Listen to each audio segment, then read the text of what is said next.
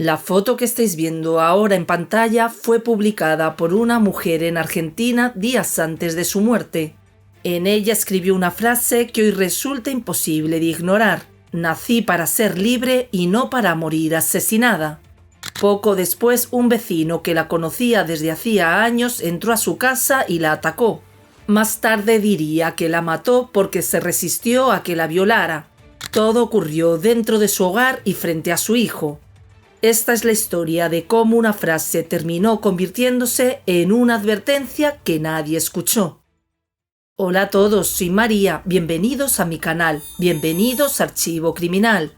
Muchas gracias por vuestro apoyo y por hacer crecer esta familia.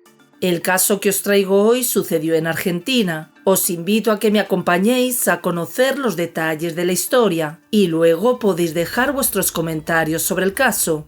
Contadme desde dónde me estáis viendo, dejad vuestros me gusta y suscribíos si queréis seguir escuchando más historias reales que revelan el lado más oscuro de la realidad. Sin más, comencemos.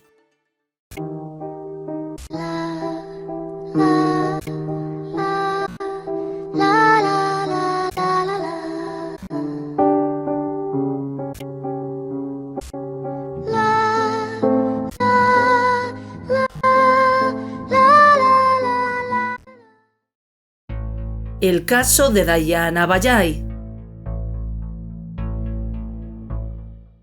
El domingo 18 de abril de 2021, poco después del mediodía, un hecho de extrema violencia rompió la calma en un barrio de la provincia de Mendoza, Argentina. Las calles estaban prácticamente vacías debido a la cuarentena obligatoria por la emergencia sanitaria mundial y el silencio dominaba la zona. En ese contexto, un hombre accedió a una vivienda. Dentro de la casa se encontraba una mujer junto a su hijo pequeño. Lo que ocurrió a continuación fue un ataque brutal. La mujer fue agredida violentamente en el interior de su propio hogar. Los gritos comenzaron a escucharse desde la vivienda. Primero el llanto desesperado de un niño pidiendo ayuda, luego gritos intensos y prolongados de una mujer que evidenciaban una situación extrema. El niño logró salir de la casa y correr hacia la calle en busca de auxilio, alertando a los vecinos sobre lo que estaba ocurriendo. En el interior de la vivienda el ataque continuaba. Minutos después la mujer consiguió salir gravemente herida, desplomándose a pocos metros de la puerta. El barrio, que hasta ese momento permanecía en total tranquilidad, quedó sumido en una escena de desesperación y urgencia. Al ver a la mujer gravemente herida fuera de la vivienda, los vecinos reaccionaron de inmediato. Su cuerpo presentaba múltiples lesiones y estaba cubierta de sangre. La escena era crítica y el estado de la víctima dejaba en claro que se trataba de una emergencia extrema. Mientras intentaban asistirla, la mujer, con las pocas fuerzas que aún tenía, logró advertir a uno de los vecinos que no accediera a la casa. Dentro de la vivienda todavía se encontraba el agresor armado con un machete. El peligro seguía presente. Ante esa advertencia, uno de los vecinos permaneció junto a la víctima para evitar que perdiera el conocimiento, mientras otra vecina regresó a su casa y comenzó a pedir ayuda desesperadamente. En cuestión de minutos, más personas del barrio se acercaron al lugar, intentando colaborar en medio de la confusión y el miedo. La prioridad era una sola: sacarla de allí lo antes posible. Fue trasladada de urgencia al hospital mientras su estado se deterioraba rápidamente. Había perdido una gran cantidad de sangre y presentaba múltiples heridas de gravedad. Durante el trayecto, quienes la acompañaban hicieron todo lo posible para mantenerla consciente, sabiendo que si perdía el conocimiento, tal vez no volvería a despertarse. Al llegar al hospital, el personal médico confirmó la gravedad del cuadro. Las heridas eran compatibles con un ataque realizado con un machete. Sin embargo, el centro no contaba con los recursos necesarios para una intervención de esa complejidad, por lo que se dispuso a su derivación inmediata a otro hospital. Mientras la mujer luchaba por su vida en el hospital, en el barrio donde ocurrió el ataque comenzaba otra carrera contrarreloj. La policía ya había sido alertada y el operativo para dar con el responsable se puso en marcha de inmediato. Las autoridades sabían que el agresor no podía haber llegado muy lejos. Poco después de las 4 de la tarde, los efectivos localizaron a un joven que intentaba ocultarse de manera torpe a pocas calles del lugar del ataque. Fue reducido y detenido en la vía pública. El procedimiento resultó altamente incriminatorio. El sospechoso tenía las manos y la ropa cubiertas de sangre, además de presentar rasguños visibles en los brazos y el rostro compatibles con un forcejeo reciente. Durante la requisa, los agentes encontraron entre sus pertenencias una navaja y un encendedor, ambos manchados de sangre. La detención se produjo en medio de un clima de fuerte tensión. Un grupo numeroso de vecinos se congregó en el lugar manifestando su indignación y exigiendo justicia. Ante el riesgo de una agresión, la policía debió retirar rápidamente al detenido del sitio y trasladarlo a una patrulla para ponerlo a resguardo. Durante las primeras averiguaciones en el lugar, el sospechoso se mostró alterado y nervioso. En medio de un interrogatorio informal, llegó a admitir su participación en el ataque y señaló que había utilizado un machete, del cual aseguró haberse deshecho tras el crimen. Con esa información, los investigadores ampliaron el rastrillaje en la zona. A pocos metros del lugar donde el sospechoso había sido detenido en un corralón cercano, el personal policial realizó un hallazgo clave. Debajo de un camión estacionado encontraron un machete oculto de manera improvisada. El arma presentaba manchas de sangre visibles, además de restos de piel y cabellos largos adheridos a la hoja, elementos que la vinculaban directamente con el ataque. El machete fue preservado como prueba central dentro de la investigación. Una vez asegurada la escena y con la llegada de refuerzos policiales, los investigadores realizaron el levantamiento de todas las evidencias incriminatorias. Tanto el arma como las prendas de vestir del detenido fueron sometidas a peritajes forenses. Mientras el operativo policial avanzaba en otro punto de la ciudad, la atención seguía centrada en la víctima. Ya en el hospital, los médicos iniciaron una carrera contrarreloj. Fue sometida a una cirugía de emergencia y recibió múltiples transfusiones de sangre. Aunque lograron detener las hemorragias externas y estabilizarla de manera momentánea, su estado continuaba siendo crítico y el pronóstico reservado. La mujer fue ingresada en la unidad de cuidados intensivos debido a la gravedad de su estado. Antes de perder el conocimiento, alcanzó a hacer una última y breve declaración. Afirmó que había sido abusada por su agresor antes del ataque. A pesar de los esfuerzos médicos, falleció alrededor de las 8 de la noche de ese mismo domingo 18 de abril de 2021. El ataque había resultado mortal. Tras el fallecimiento, el cuerpo de la mujer fue sometido a una autopsia. El informe forense dejó en evidencia la extrema violencia del ataque. Presentaba múltiples heridas punzocortantes distribuidas en distintas partes del cuerpo, entre ellas una profunda laceración en el cuero cabelludo, cortes extensos y desiguales en la espalda, el cuello y el pecho izquierdo, así como varias heridas a lo largo del brazo izquierdo. Estas últimas fueron identificadas como lesiones defensivas, producto de los intentos de la víctima para protegerse del ataque. Los peritos también recolectaron restos de piel y sangre del agresor bajo las uñas. Se confirmó además un dato clave: la víctima había sido abusada sexualmente antes de ser atacada con el arma blanca. Se detectaron reiteradas y profundas penetraciones vaginales, lo que corroboró la declaración que la mujer había logrado hacer antes de perder el conocimiento. En una primera instancia, la distribución y profundidad de las heridas llevó a los investigadores a considerar la posibilidad de que se hubieran utilizado dos machetes distintos durante el ataque. El informe concluyó que la muerte fue consecuencia directa de la pérdida masiva de sangre provocada por las múltiples heridas infligidas con extrema violencia. La mujer asesinada era Dayana Yasmina Bayay. Tenía 24 años, era madre de un niño de 5 años y convivía con su pareja. Su vida cotidiana estaba centrada en su familia y en la crianza de su hijo. Además de su rol como madre, Dayana era una activista y militante feminista. Participaba de manera activa en la defensa de los derechos de las mujeres, en la denuncia de la violencia de género y en la lucha por la equidad entre hombres y mujeres. Utilizaba las redes sociales como un espacio para expresar sus ideas y visibilizar estas problemáticas. Días antes de su muerte, Dayana había publicado un mensaje que con el paso del tiempo se convertiría en un símbolo de su historia y de la causa que defendía. Nací para ser libre y no para morir asesinada. Tras el crimen, su figura adquirió una dimensión pública. Su caso generó una fuerte conmoción social y su nombre pasó a representar para muchos una de las tantas víctimas de la violencia de género en Argentina. Antes de seguir, una pausa rápida.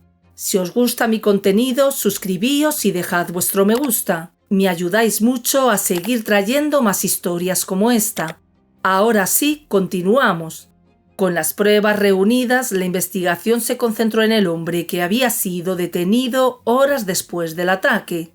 Se trataba de Sebastián Salomón, un joven de alrededor de 20 años, vecino del barrio y residente en la calle trasera a la vivienda de Dayana. La cercanía geográfica resultó un dato clave para los investigadores. Salomón conocía la zona, los movimientos habituales del barrio y la disposición de las viviendas, lo que explicaba cómo había logrado acceder al domicilio sin levantar sospechas inmediatas. Tras el avance de la investigación, el acusado se negó a prestar declaración formal ante la justicia. Aunque inicialmente había realizado confesiones de manera informal, no tenían validez legal, por lo que el proceso debía continuar sin una confesión oficial. En paralelo, comenzó a tomar fuerza una cuestión clave para el futuro del caso: su estado mental. Los antecedentes de conductas violentas y consumo de drogas llevaron a que se evaluara la posibilidad de que el acusado intentara ser declarado inimputable, es decir, que no pudiera ser juzgado penalmente por no comprender la gravedad de sus actos. Ante ese escenario, la Fiscalía ordenó una serie de peritajes psicológicos y psiquiátricos a cargo del cuerpo médico forense. El objetivo era determinar si el acusado tenía conciencia de sus acciones al momento del ataque y si podía distinguir entre el bien y el mal. Durante varias semanas, el detenido fue sometido a evaluaciones exhaustivas. Los resultados fueron concluyentes: no presentaba una enfermedad mental que le impidiera comprender sus actos. Los peritos determinaron que actuó con pleno uso de sus facultades mentales y que era penalmente imputable. La confirmación de la imputabilidad de Sebastián marcó un punto de inflexión en la causa. Con esa instancia resuelta, la Fiscalía avanzó hacia una nueva etapa del proceso: la reconstrucción detallada de los hechos ocurridos el domingo 18 de abril de 2021, con el objetivo de establecer con precisión cómo se desarrolló el ataque a partir de las pruebas reunidas en la investigación. Según la investigación, el hombre accedió a la vivienda poco después del mediodía, aprovechando una puerta trasera que no se encontraba correctamente cerrada. En el interior se encontraban Dayana y su hijo pequeño realizando tareas cotidianas. Una vez dentro, Sebastián atacó a la mujer con la intención de abusar sexualmente de ella. Dayana se defendió de manera insistente, como quedó demostrado por las múltiples lesiones defensivas y los restos biológicos hallados bajo sus uñas. Sin embargo, la diferencia física entre ambos fue determinante para someterla mediante golpes y contusiones. Tras el abuso y en un contexto de extrema violencia, el hombre utilizó un machete para atacarla de forma reiterada. Las heridas evidenciaron que los primeros machetazos fueron dirigidos al pecho y a los brazos, y luego a la espalda, el cuello y la cabeza. La profundidad y el ángulo de los cortes permitieron establecer la dinámica del ataque.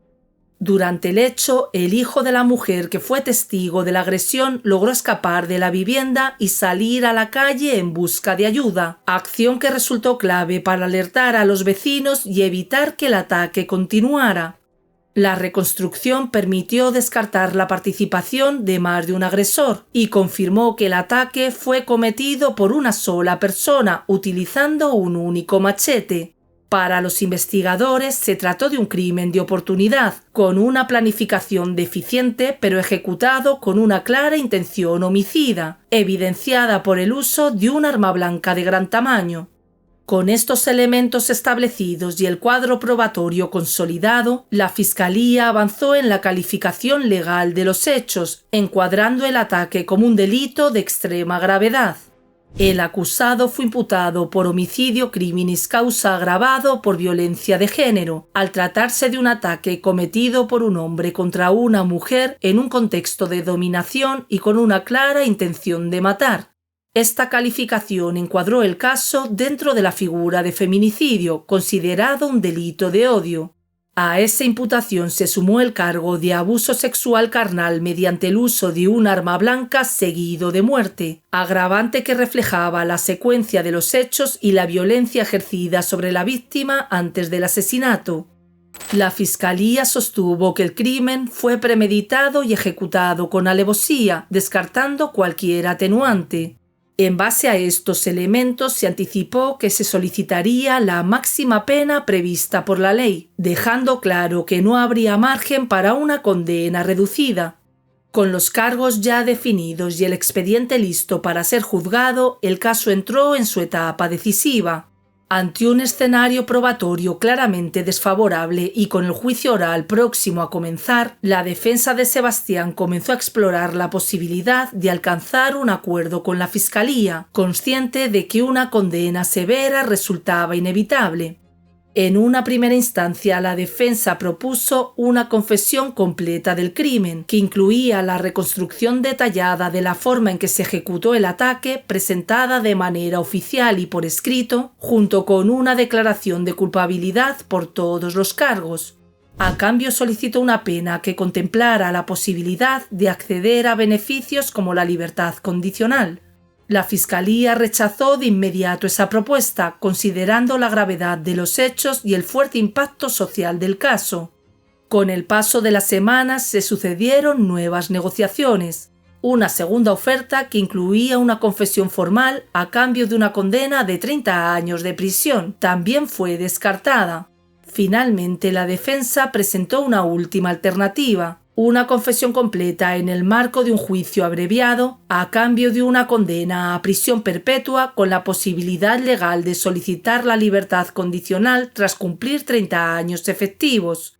Dado que el acusado tenía 20 años en el momento del crimen, esta opción le permitiría en el futuro acceder a una eventual libertad bajo palabra, siempre y cuando demostrara buena conducta y cumpliera con los requisitos establecidos por la ley. Tras evaluar la propuesta, la Fiscalía aceptó el acuerdo. De esta manera, en julio de 2021, la jueza dictó sentencia y condenó al acusado a prisión perpetua, cerrando formalmente el proceso judicial por el feminicidio. El caso quedó así resuelto en los tribunales, aunque su impacto social y simbólico continuaría mucho más allá de la sentencia.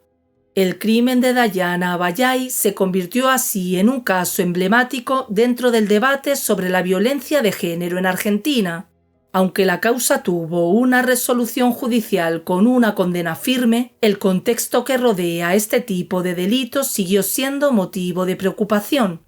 Organismos especializados advirtieron que durante el periodo de aislamiento por la pandemia, los casos de violencia de género se habían incrementado, al tiempo que muchas denuncias no pudieron ser registradas. En ese contexto, el feminicidio de Dayana pasó a formar parte de una larga lista de crímenes que expusieron la magnitud del problema. Dayana tenía 24 años y estaba al cuidado de su hijo pequeño. Su vida giraba en torno a él, a su familia y a la idea simple y elemental de que había nacido para vivir y no para ser asesinada. Esa convicción que ella misma dejó escrita no la protegió de la violencia que terminó con su vida dentro de su propia casa. Un hombre que la conocía desde hacía años, un vecino del entorno cotidiano, entró en ese hogar y frente a su hijo la atacó, la violó y la asesinó. Más tarde el propio agresor diría que la mató porque no se dejó violar, porque se resistió. No fue un hecho fortuito ni un exceso momentáneo, fue una secuencia de violencia extrema que ocurrió en el lugar donde una mujer debería estar a salvo. Mientras tanto, un niño fue obligado a presenciar el horror y a cargar con una experiencia que lo marcará de por vida.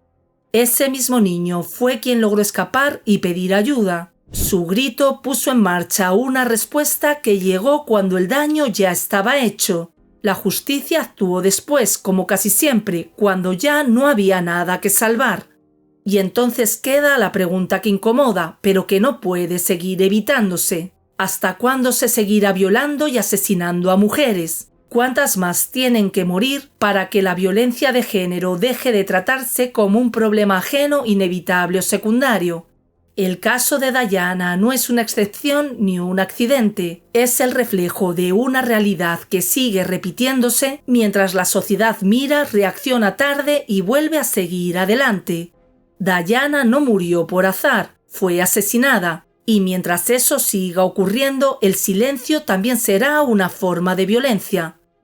Yo soy María y esto fue Archivo Criminal. Si este caso te pareció importante, te invito a suscribirte, a dejarme tu me gusta y a contarme desde dónde me estás viendo. Sigamos construyendo este espacio de memoria y respeto, porque dar voz a quienes ya no están es el primer paso hacia la justicia. Nos vemos en el próximo archivo. Saludos.